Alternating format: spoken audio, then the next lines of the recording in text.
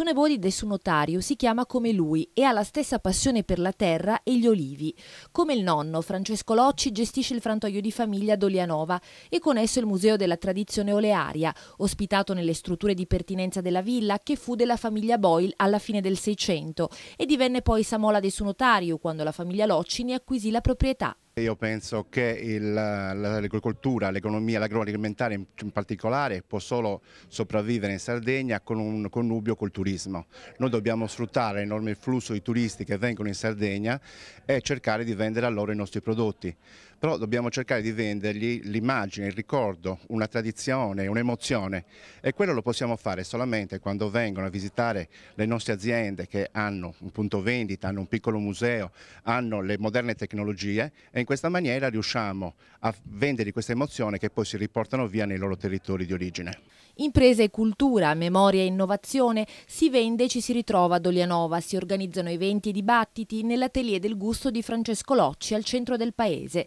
Gli appassionati possono frequentare mini corsi di assaggio del prezioso olio e visitare gli impianti. Il museo offre poi uno spaccato di vita rurale dei primi anni del Novecento con il frantoio a macelli, il leggiare, le anfore per il trasporto dell'olio e del vino, i recipienti per il mosto, l'olio con l'acqua da cui veniva separato attraverso le sassole, un piccolo gioiello inserito nella guida ai musei della Sardegna curata da Ivan Botticini e Simonetta Loi per le edizioni Sole.